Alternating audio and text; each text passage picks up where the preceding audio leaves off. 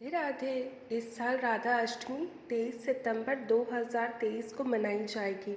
सनातन धर्म में भाद्रपद मास के शुक्ल पक्ष की अष्टमी तिथि श्री राधा अष्टमी के नाम से प्रसिद्ध है। तो आइए जानते हैं राधा अष्टमी व्रत कथा।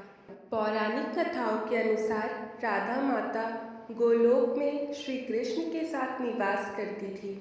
एक बार देवी राधा गोलोक से कहीं बाहर गई।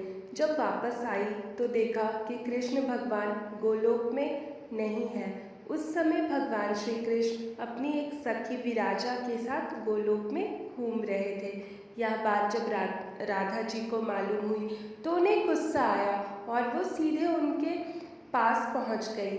वहां पहुंचकर उन्होंने भगवान श्री कृष्ण को काफ़ी भला बुरा कहा। राधा जी का यह व्यवहार भगवान श्री कृष्ण के मित्र श्री दामा को बुरा लगा और उन्होंने राधा को पृथ्वी पर जन्म लेने का श्राप दे दिया। राधा रानी को इतने गुस्से में देखकर श्री कृष्ण भगवान की सखी विराजा भी वहां से चले गई। इस श्राप के बाद राधा ने बदले में श्री दामा को श्राप देते हुए राक्षस कुल में जन्म लेने का श्राप दे दिया।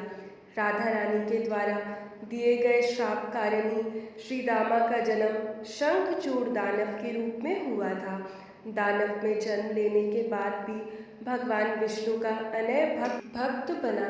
वहीं दूसरी ओर राधा रानी ने भी पृथ्वी पर वृषभानु के घर पुत्री के रूप में जन्म लिया। लेकिन राधा रानी वृषभानु जी की पत्नी देवी कृति के गर्भ से नहीं जन्मी थी। दरअसल जिस समय श्री दामा और राधा रानी ने एक दूसरे को श्राप दिया तब भगवान श्री कृष्ण ने राधा रानी से कहा कि आपको पृथ्वी पर देवी कृति और वृषभानु जी की पुत्री के रूप में रहना है। इसके आगे भगवान श्री कृष्ण ने राधा रानी से कहा कि जब आप विवाह के योग्य हो जाएंगी तो आपका विवाह मनुष्य के अवतार में रायन नाम के एक वैश्य से होगा। हालांकि वह भी मेरे अश्वंतारों में से एक होगा।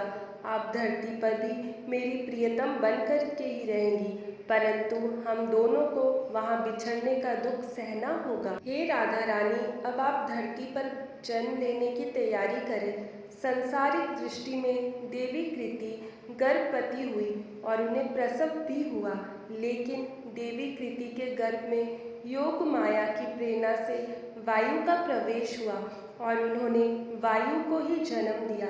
जब वह प्रसव पीड़ा से गुजर रही थी उसी समय वहाँ देवी राधा रानी एक प्यारी सी कन्या के रूप में प्रकट हो गई। जिस दिन राधा रानी प्रकट हुई वह भाद्रपद शुक्ल पक्ष अष्टमी का दिन था।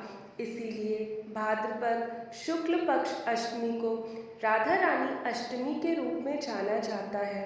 इस दिन भगवान श्री कृष्ण और राधा रानी की पूजा की जाती है। इस व्रत को करने से हमें सभी सांसारिक सुख आनंद प्राप्त होते हैं। मान्यता के अनुसार इस व्रत को करने से धन की कमी नहीं होती और घर में बरकत बनी रहती है। ही साथ कृष्ण जन्माष्टमी के त्योहार की तरह ही राधा अष्टमी भी धूमधाम से मनाई जाती है। जन्माष्टमी की तरह ही राधा अष्टमी का विशेष महत्व है। कहते हैं राधा अष्टमी का व्रत करने से सभी पापों का नाश होता है।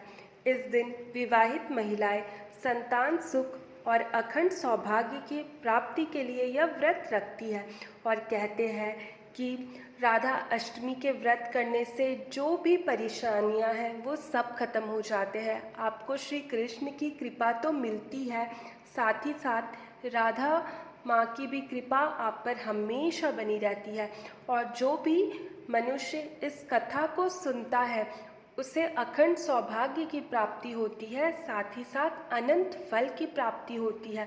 तो राधा अष्टमी के दिन आप व्रत करें या ना करें, लेकिन आपको कथा अवश्य सुननी चाहिए। इससे समझ आता है कि हमारे जो देवी देवताएं हैं उन्होंने क्या क्या सहा है। तो जी राधे राधे।